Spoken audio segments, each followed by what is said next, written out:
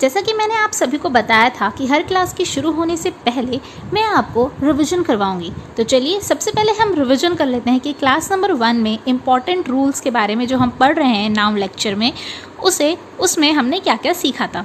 तो सबसे पहले हमने यह सीखा था कि वह ऐसे शब्द जो कि प्लूरल होते हैं, यानी कि वे उनका कोई सिंगुलर फॉर्म होता ही नहीं है।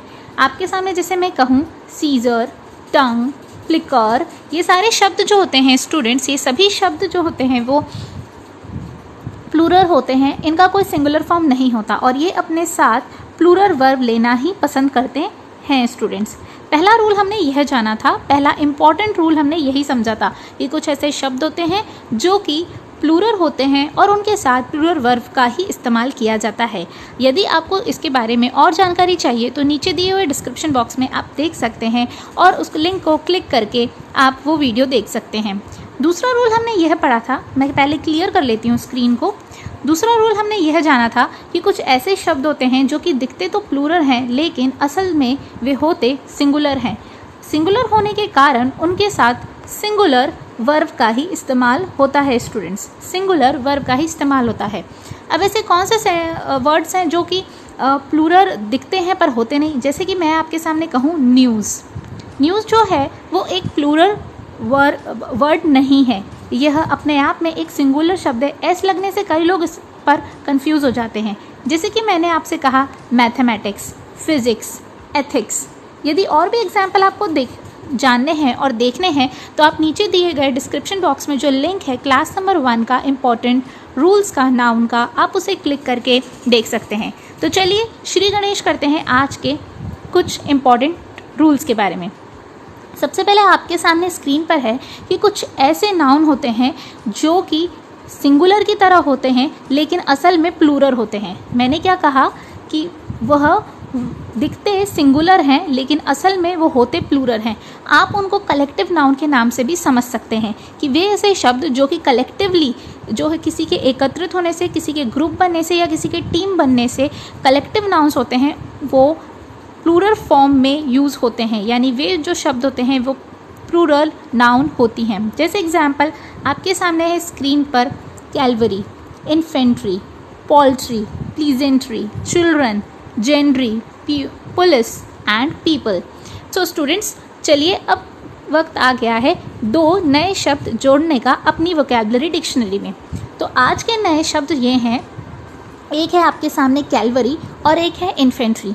कैलवरी वो होता है जो कि घुड़सवार होते हैं, यानी कि वो सैनिक जो कि घोड़े पर बैठकर लड़ाई करते हैं, उस सेना को हम कहते हैं कैलवरी। और इन्फेंट्री उस सेना को कहते हैं जो कि पैदल सैनिक होते हैं, यानी कि पैदल सैनिक जो भी होते हैं उनके पूरे के ग्रुप को हम कहते हैं इन्फेंट्री। सो आज 2 नए शब्द आपने अपनी वोकैबुलरी डिक्शनरी में जोड़े होंगे। होप आपको अच्छा लग रहा होगा कि आपकी साथ ग्रामर के साथ साथ आपकी वोकैबुलरी भी इंक्रीज़ हो रही है। तो चलिए शुरुआत करते हैं आज के इस रूल के फर्स्ट सेंटेंस से। जैसे मैंने आपके सामने यह कहा है स्क्रीन पर, cattle are grazing in the field. Cattle are grazing in the field. देखिए स्टूडेंट्स, कैटल जो है वो एक कलेक्टिव नाउन है। दूसरी बात, कैटल जो है वह लगता सिंगुलर है लेकिन असल में वह प्लूरल है, इसीलिए इसके साथ आर आया है। यानी कि जो भेड़ बकरी होती हैं उनका जो पूरा ग्रुप होता है, उनकी जो भीड़ होती है पूरी, वे सभी के सभी चर रहे हैं। गेजिंग मीन्स चरना इन द फील्ड। ठीक है स्टूडेंट्स, चलिए आगे बढ़ते हैं नेक्स्ट सेंटेंस से। Our infantry have marched forward.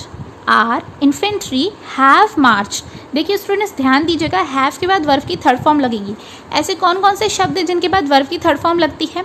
यदि वो जानना है तो आप मेरे वर्ब वाले सेक्शन में जाके देख सकते हैं और लिंक तो नीचे दिया ही हुआ है स्टूडेंट्स। तो चलिए शुरुआत करते हैं सेकेंड सेंटेंस से। आर इन्फेंट्री, हमारी जो पैदल सेना है वो मार्च फॉरवर्ड हुई है, यानी कि वह आगे बढ़ी है।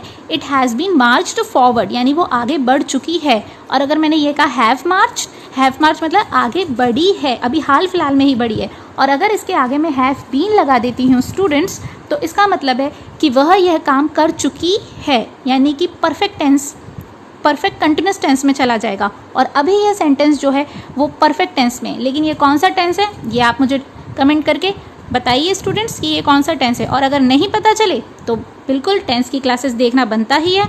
नीचे दिए हुए डिस्क्रिप्शन में लिंक आपके सामने है। तो चलिए पढ़ते हैं थर्ड लेसन से। Police have arrested the thieves. Police have arrested, police ने अरेस्ट किया। देखिए मैंने ध्यान किस पे दिया है, किया। द थीव्स, हमेशा इंग्लिश में आपको सेंस कर कर ही आगे बढ़ना है। सो पुलिस यहाँ पर एक कलेक्टिव नाउन है। मैंने आपको पहले सेकंड वाली क्लास में नाउन की ये समझाया था कि पुलिस एक कलेक्टिव नाउन है यदि वह पूरी की पूरी ऑर्गेनाइजेशन या पूरा का पूरा डिपार्टमेंट की बात कर रही होती है, तो उस समय उसके साथ कलेक्टिव नाउन होने के कारण उसके साथ सिंगुलर वर्ब का इस्तेमाल होगा। कैसी वर्ब का इस्तेमाल होगा, सिंगुलर वर्ब का, जैसे कि टीम, इंडिया, पार्लियामेंट, गवर्नमेंट। ये कुछ ऐसे शब्द हैं जबकि जो कि कलेक्टिव नाउन होने के कारण अपने साथ सिंगुलर वर्ब लेना पसंद करते हैं। चलिए अब यहाँ पर आप मुझसे पूछेंगे कि मैम यहाँ पर हैव आपने क्यों इस्तेमाल किया है। जी हाँ स्टूडेंट्स, अभी बताएंगे आपको।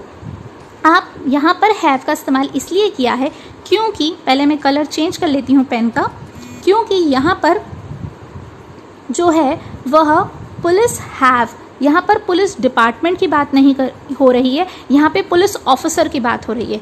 ध्यान दीजिएगा स्टूडेंट्स, जब कभी भी कलेक्टिव नाउन किसी भी एक एक इंडिविजुअल को संबोधित करती है उस समय वहाँ पर प्लूरल वर्ब का इस्तेमाल होता है, क्योंकि वहाँ पर पुलिस का अर्थ पुलिस डिपार्टमेंट या पुलिस ऑर्गेनाइजेशन नहीं होता, बल्कि इंडिविजुअल पुलिस ऑफिसर्स की बात हो रही होती है।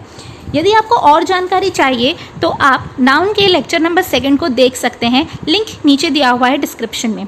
सो चलिए स्टूडेंट्स आगे बढ़ते हैं।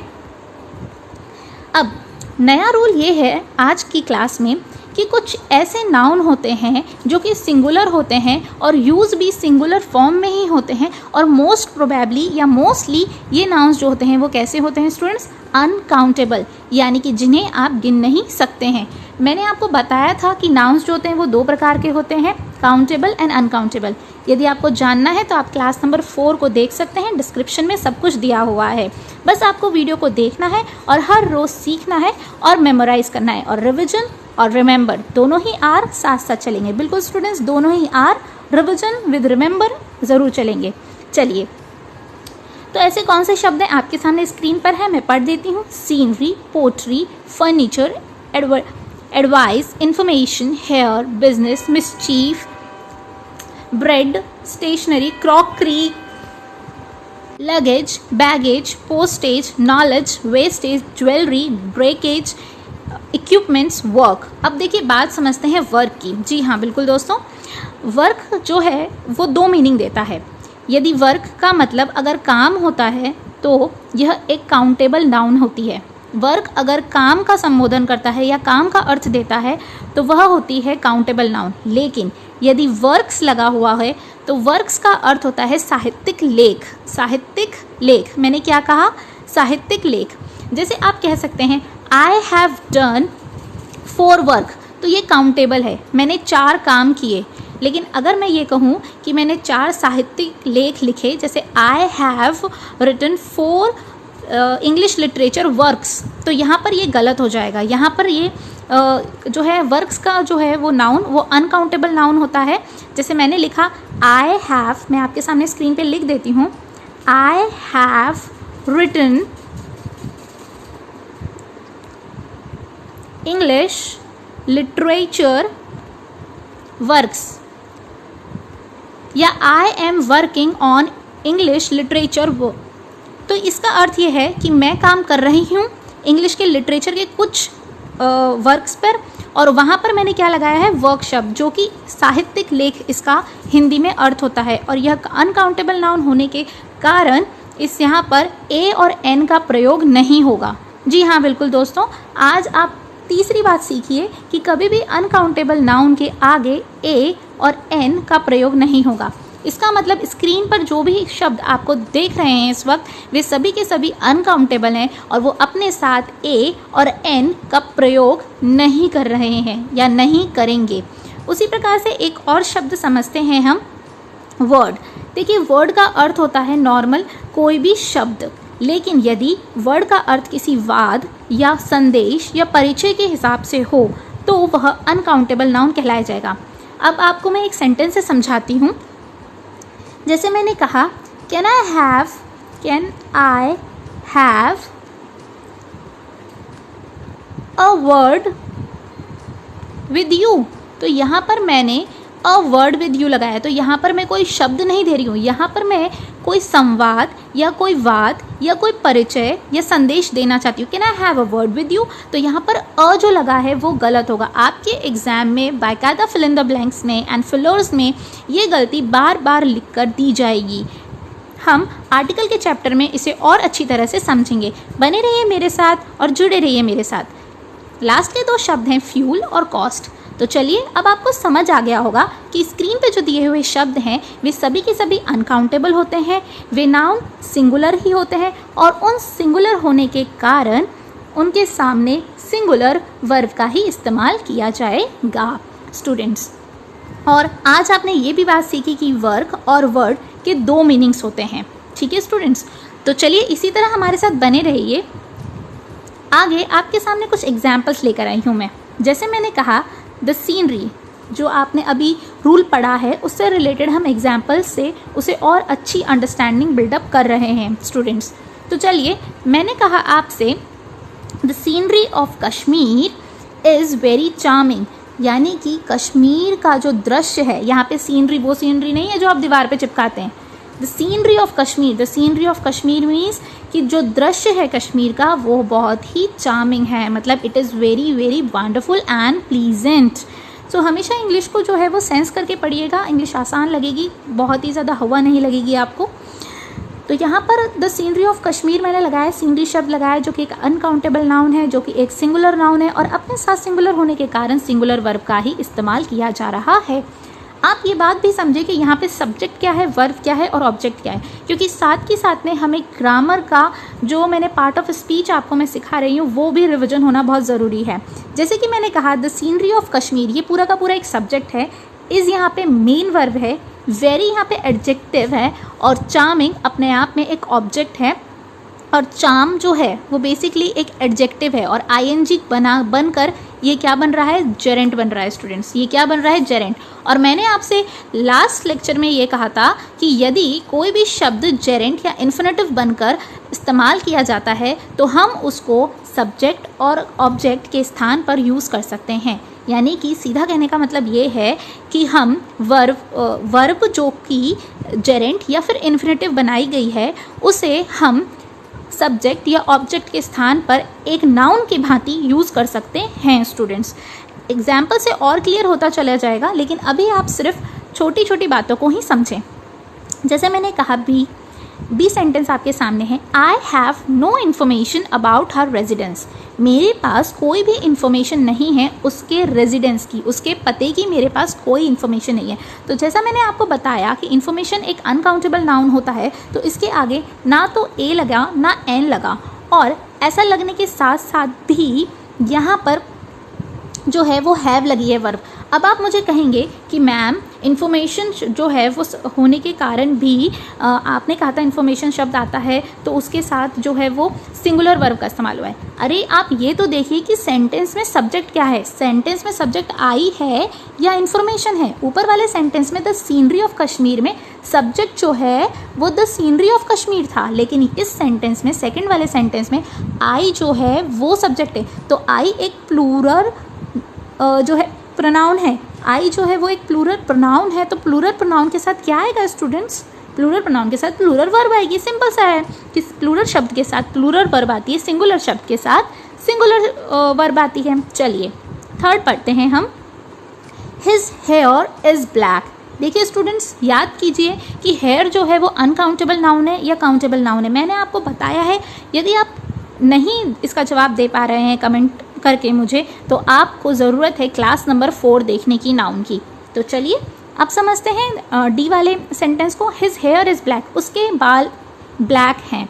तो हेयर जो है वो एक अनकाउंटेबल नाउन है और इसको हम इस्तेमाल कर सकते हैं किस तरीके से, ब्लैक कलर में। ठीक है स्टूडेंट्स, अब बात करते हैं, I have brought some equipment that I needed for the project.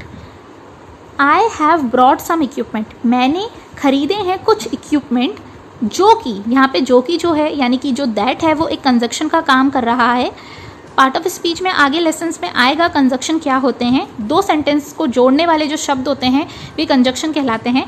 Conjunction के बाद सेंटेंस आया है दोबारा, आई नीडेड फॉर द प्रोजेक्ट, जो कि मुझे प्रोजेक्ट के लिए चाहिए था। तो यहाँ पर सम इक्विपमेंट जो है स्टूडेंट्स वो सब्जेक्ट नहीं है, इसीलिए हैव यहाँ पे सब्जेक्ट होने के आई यहाँ पे सब्जेक्ट होने के कारण हैव का इस्तेमाल किया गया है स्टूडेंट्स। यहाँ पर भी आई नीडेड यूज़ किया गया है पास्ट टेंस को संबोधित करते हुए।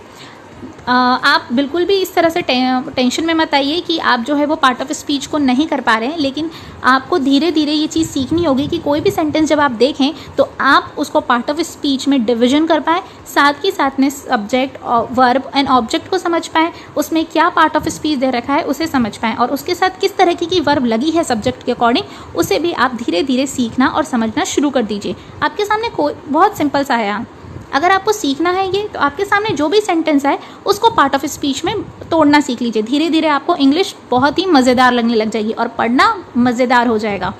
इस पूरी इन्फॉर्मेशन से रिलेटेड, यानी कि ये जो आपके सामने शब्द हैं अनकाउंटेबल नाउन के, ये सारे के सारे शब्दों में एक एक्सेप्शन भी है जो कि मैं नेक्स्ट वीडियो में आपके साथ शेयर करूँगी।